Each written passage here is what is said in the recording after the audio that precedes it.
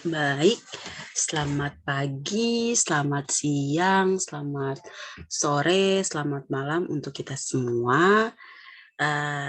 Tidak terasa kita bertemu lagi pada perkuliahan semester genap, dan kali ini kita bertemu dalam mata kuliah rancangan percobaan.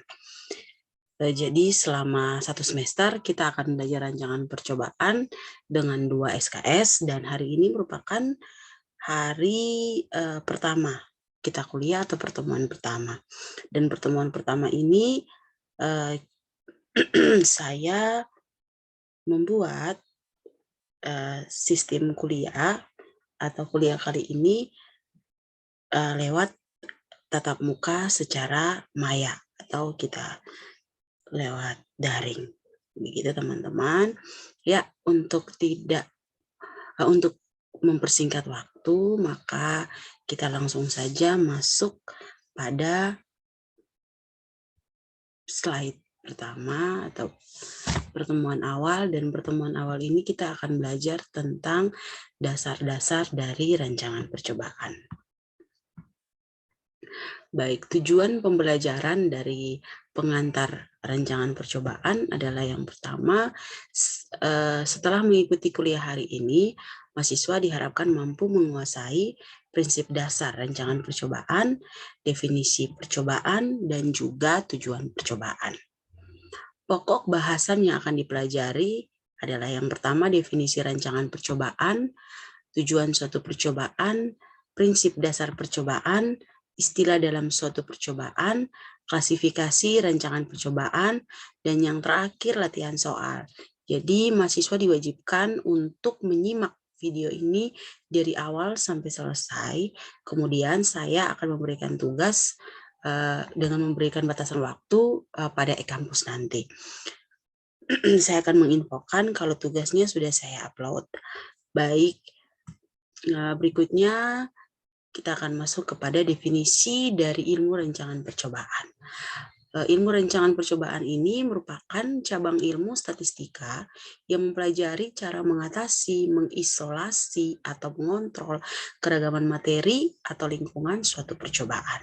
Jadi, rancangan mata kuliah rancangan percobaan ini, sebelum mahasiswa mengambil mata kuliah ini, mahasiswa diwajibkan harus sudah lulus mata kuliah statistika, karena ada materi-materi yang dipelajari pada mata kuliah statistika itu akan dikembangkan pada mata kuliah rancangan percobaan.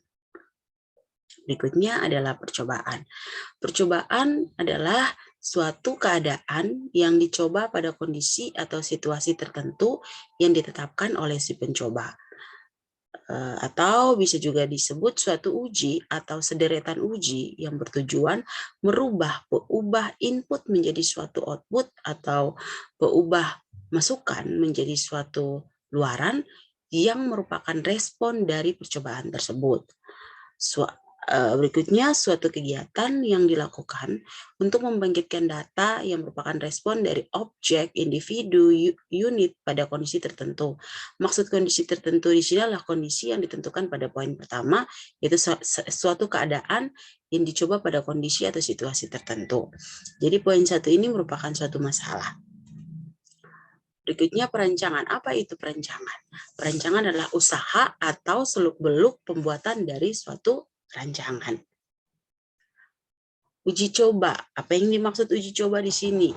Uji coba adalah atau digunakan untuk masalah situasi yang bersifat periodik atau tidak terus-menerus. Jadi dia hanya bersifat periode.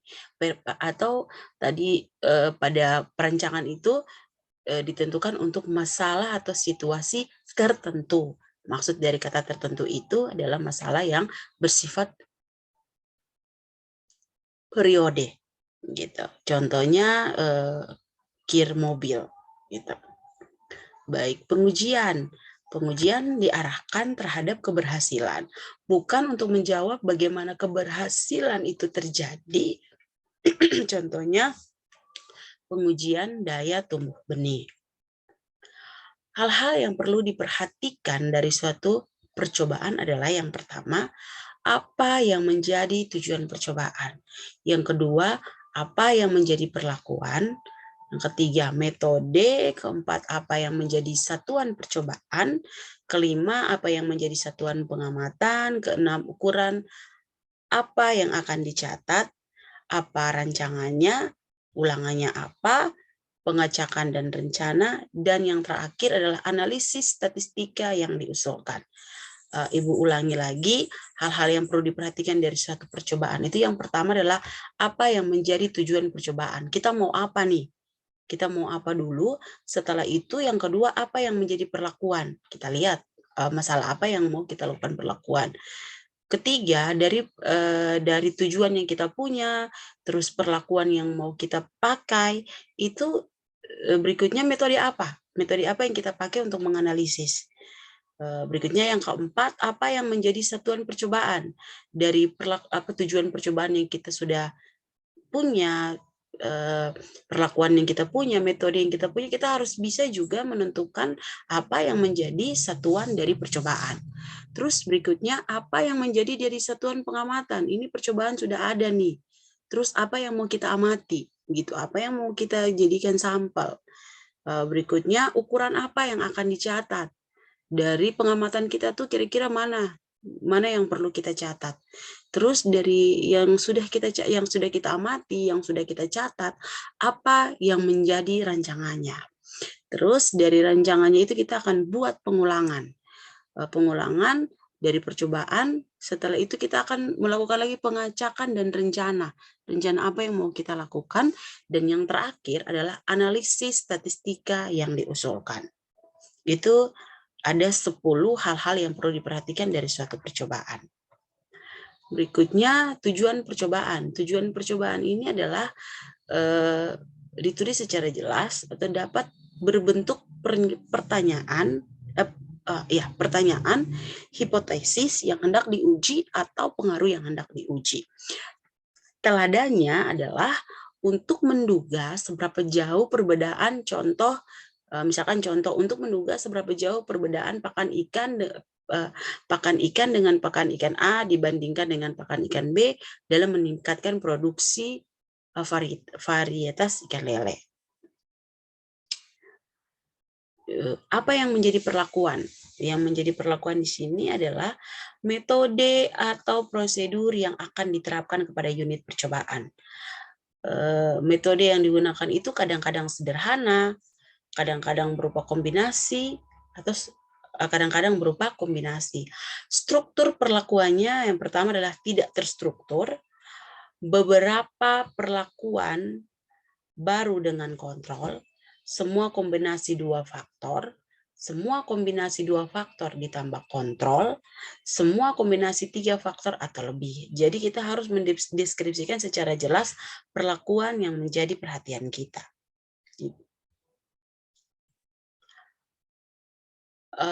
Metode yang digunakan di sini adalah berisi penjelasan bagaimana menerapkan perlakuan ke dalam unit percobaan dan apa yang dilakukan sampai seluruh pengukuran diambil, biasa dilakukan bukan oleh statistisi. Jadi begini, apa yang menjadi unit percobaan di sini? Jadi yang menjadi unit percobaan itu adalah unit terkecil dalam suatu percobaan yang diberi suatu perlakuan, bisa berupa peta lahan, individu, sekandang ternak, dan lain-lain tergantung dari penelitiannya. Berikutnya, apa yang menjadi unit amatan? Yang menjadi unit amatan itu apa? Yang pertama, anak gugus dari unit percobaan. Jadi tadi kita sudah menentukan unit percobaannya. Terus dari situ kita akan dari unit percobaan itu kita akan menentukan unit amatan. Jadi perhatikan di sini dikatakan anak gugus dari unit percobaan tempat di mana respons perlakuan diukur pada beberapa kasus unit percobaan. Itu sama dengan unit amatan. Terus tentunya harus diketahui terlebih dahulu ukuran apa yang akan dicatat. Itu tadi hal-hal yang perlu diperhatikan itu dikembangkan di metode ini. Terus yang berikutnya persiapan ukuran yang akan dicatat. Terus hal yang baik adalah dengan membuat data sheet Baris untuk unit amatan dan kolom untuk setiap pengukuran. Hindari melakukan kalkulasi sewaktu mencatat pengukuran. Misalnya, jangan melakukan rata-rata sewaktu mengukur unit amatan. Ini tolong diperhatikan ya. Berikutnya, langkah-langkah dalam kegiatan penelitian. Prosedur percobaan untuk mencapai sasaran. Yang pertama adalah kita memilih masalah. Memilih masalah itu memerlukan suatu kepekaan. Jadi kita harus peka dulu nih. Kira-kira masalah di sekitar kita ini apa? Gitu. Apa yang sesuai dengan keadaan sekitar gitu. Jadi kita harus peka. Di sini dikatakan sebelum kita atau sebelum Anda melakukan suatu percobaan, Anda harus melakukan identifikasi atau pengenalan masalah sebagai bahan atau alasan mengapa Anda melakukan percobaan. Tolong diperhatikan ya. Sebelum Anda melakukan suatu percobaan, Anda harus melakukan identifikasi. Biasa kalau kita sebut identifikasi awal atau pengenalan masalah sebagai bahan atau alasan mengapa Anda melakukan percobaan itu. Berikutnya, apa karena contoh pada suatu tanaman apa karena tanahnya yang kurang subur atau cara bercocok tanamnya yang kurang tepat atau cara dosis pupuk yang tidak tepat. Misalnya Anda menemukan bahwa masalah yang sebenarnya adalah pada tanah yang kurang subur. Jadi di sini ada beberapa identifikasi masalah. Yang pertama itu, tolong perhatikan di poin yang kedua. Di sini dikatakan apakah tanahnya tidak subur atau cara bercocok tanamnya yang kurang tepat, atau cara dosis pupukannya yang tidak tepat. Dari ketiga identifikasi masalah ini ternyata yang diperoleh adalah pada tanah yang kurang subur. Nah, itu yang dinamakan dengan identifikasi awal atau memilih masalah. Berikutnya, kalau sudah demikian, Anda tinggal memikirkan percobaan yang seperti apa yang akan Anda lakukan untuk memecahkan masalah tersebut. Misalnya, Anda mencoba melakukan percobaan pemberian pupuk kandang kotoran sapi dengan harapan pemberian pupuk kandang tersebut akan dapat meningkatkan kesuburan tanahnya. Berikutnya yang kedua adalah studi pendahuluan. Studi pendahuluan itu contoh seperti studi literatur atau kita mengumpulkan artikel, kita mengumpulkan sumber-sumber literatur terkait dengan masalah yang kita punya. Gitu. Di sini contoh studi pendahuluan ini studi eksplorataris mencari informasi peninjauan pustaka temuan-temuan terdahulu. Jadi kita mencari studi pendahuluan itu bisa lewat literatur, bisa lewat informasi gitu. Agar setelah itu kita bisa memastikan gitu. Setelah memastikan apa yang akan melakukan percobaan pemberian pupuk kandang, maka tugas Anda sebelumnya adalah menggali informasi atau temuan para peneliti terdahulu yang berhubungan dengan masalah yang ingin Anda pecahkan melalui percobaan tersebut. Caranya Anda bisa menggali pustaka yang berhubungan dengan percobaan Anda. Contoh tadi kita punya percobaan adalah untuk dapat menyuburkan tanah. Begitu berarti kita ya, maaf saya lanjutkan. Jadi masalahnya adalah kita ingin melakukan percobaan pemberian pupuk kandang untuk menyuburkan tanah. Berarti kita harus mencari sumber-sumber dari informasi, dari studi literatur terdahulu terkait dengan masalah yang kita punya. Baik, berikutnya. Yang ketiga itu merumuskan masalah. Merumuskan masalah ini harus jelas. Dari mana harus dimulai, kemana harus pergi, dan dengan apa. Maksudnya di sini adalah konsep atau teori yang memungkinkan dapat digunakan untuk memecahkan masalah. Setelah Anda melakukan telaah atau kita melakukan telaah terhadap temuan-temuan terdahulu, yang tadi sudah saya bilang bahwa dari informasi-informasi yang kita dapat, dari studi literatur yang sudah kita baca, maka langkah Anda selanjutnya adalah merumuskan suatu konsep atau teori yang mungkin dapat Anda gunakan untuk memecahkan masalah seputar percobaan Anda.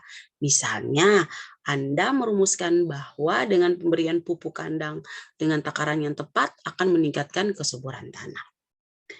Berikutnya, setelah itu kita merumuskan anggaran dasar. Anggaran dasar, ya. di mana-mana suatu perlakuan, suatu percobaan itu kita membutuhkan anggaran untuk menyukseskan setiap rencana kita. Jadi kita juga harus merumuskan anggaran dasar sebagai tempat berpijak atau hipotesis.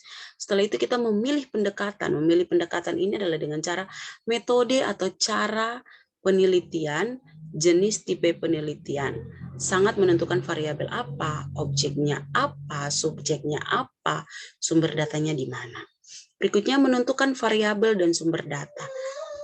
Variabel dan sumber data. Ya, minta maaf tadi terpotong, saya lanjutkan, saya ulangi lagi. Kita akan memilih pendekatan. Jadi artinya memilih pendekatan ini adalah metode dan cara penelitian atau jenis tipe penelitian. Itu sangat menentukan variabel apa, objeknya apa, subjeknya apa, sumber datanya di mana. Berikutnya adalah menentukan variabel dan sumber data. Maksudnya menentukan variabel dan sumber data di sini adalah apa yang akan kita teliti nih. Yang mau kita teliti apa? Terus data yang diperoleh itu dari mana? Data penelitian kita itu dari mana?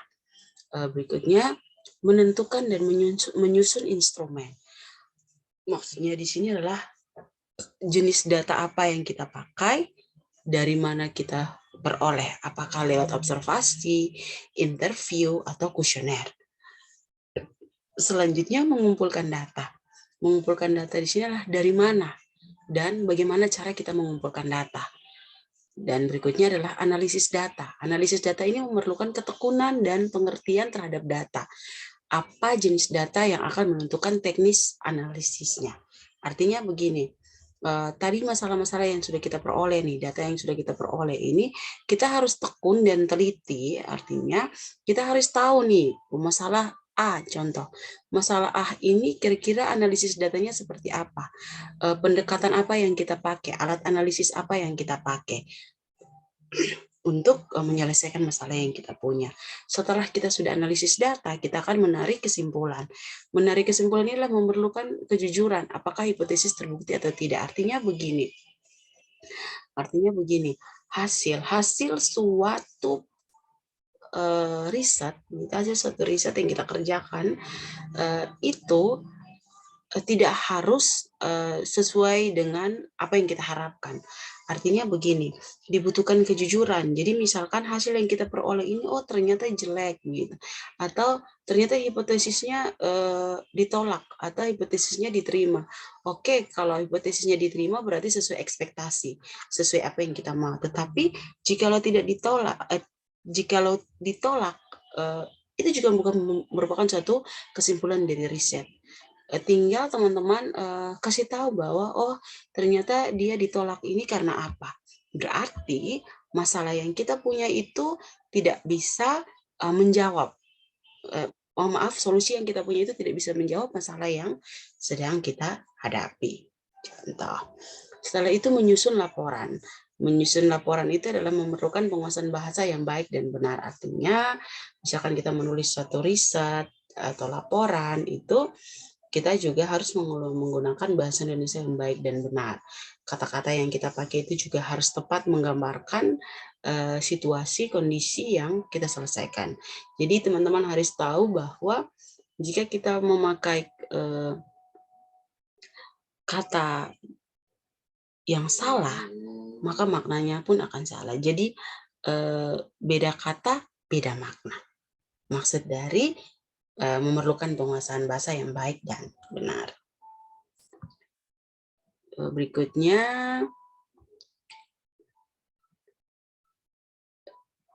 ini tujuan dan sasaran percobaan. Tujuan percobaan bisa diartikan sebagai usaha untuk mencapai sasaran percobaan. Untuk memperoleh keterangan tentang bagaimana respon yang akan diberikan oleh suatu objek pada berbagai keadaan tertentu yang ingin diperhatikan. Dalam suatu percobaan, keadaan tertentu ini biasanya sengaja diciptakan atau ditimbulkan, yaitu dengan memberikan perlakuan atau pengaturan keadaan lingkungan. Sasaran percobaan adalah apa yang diharapkan sebagai hasil dari percobaan atau wujud daripada tujuan percobaan.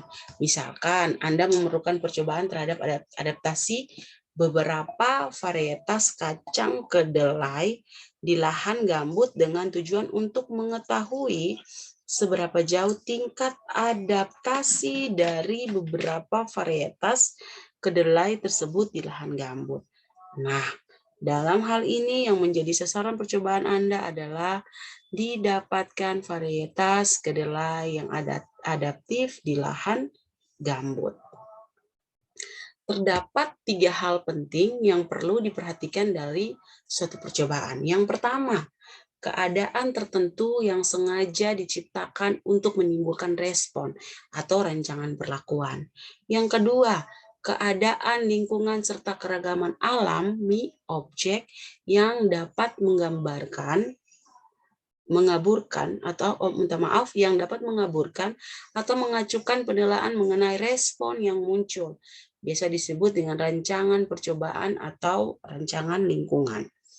Yang berikutnya adalah respon yang diberikan oleh objek, dikenal dengan rancangan respon. Jadi itu 3 hal itu perlu diperhatikan dalam suatu percobaan.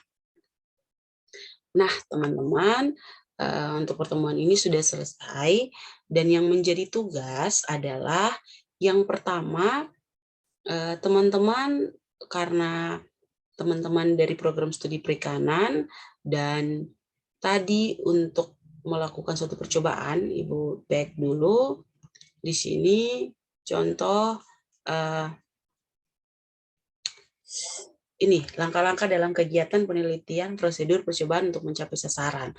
Yang pertama adalah memilih masalah, terus setelah itu merumuskan masalah dan sebagainya. Nah, di sini tugas teman-teman adalah teman-teman tolong cari suatu masalah, itu suatu masalah yang terkait dengan bidang perikanan, yang terkait dengan program studi teman-teman perikanan, entah masalahnya bebas, terus teman-teman selesaikan menggunakan langkah-langkah yang sudah kita pelajari. Yang pertama adalah memilih masalah, yang kedua studi pendahuluan, dan yang ketiga merumuskan masalah. Jadi contoh tadi masalah yang Ibu bahas di sini, misalkan di suatu lahan atau di suatu desa, kalian ingin mengetahui, mengidentifikasi masalah, ada 3 masalah yang diperoleh. Contoh tadi cara bercocok tanam yang tidak tepat, tanah yang tidak subur, dan sebagainya. Terus dari identifikasi masalah itu ternyata kalian mendapat satu masalah inti begitu ya, adalah ternyata tanah di lahan mereka itu tidak subur gitu. Itu yang menjadi masalah. Nah, itu kan dari bidang pertanian. Sekarang teman-teman bawa ke dalam bidang perikanan, terus teman-teman pakai step by step yang sudah Ibu jelaskan. Step by step. Langkah 1, langkah 2, langkah 3. Jadi kalian tidak perlu di sini kalian abaikan yang namanya merumuskan anggaran dasar. Tapi kalian memilih pendekatan, entah bebas. Oke lah, kalau memilih pendekatan masih sedikit ribet, kalian langsung menentukan variabel dan sumber data. Terus menentukan instrumen, itu untuk langkah ketiga. Jadi langkah ketiga itu poin 1 dan poin 2 diabaikan. Kalau mau buat silakan, mau abaikan silakan abaikan. Setelah itu berikutnya yang kalian pakai poin 3 sampai poin 3, 4, 5, 6, 7, 8. Poin 8. Itu tolong diselesaikan. Nanti Ibu buka link tugas di e-kampus untuk kalian upload tugas. Jadi tolong dikerjakan dengan sebaik-baik mungkin. Batas durasi, estimasi waktu pengumpulannya nanti Ibu kasih kabar. Oke, baik, sekian dan terima kasih. Sampai bertemu di pertemuan berikutnya. Mohon di like video ini. Yang belum subscribe, silakan di subscribe.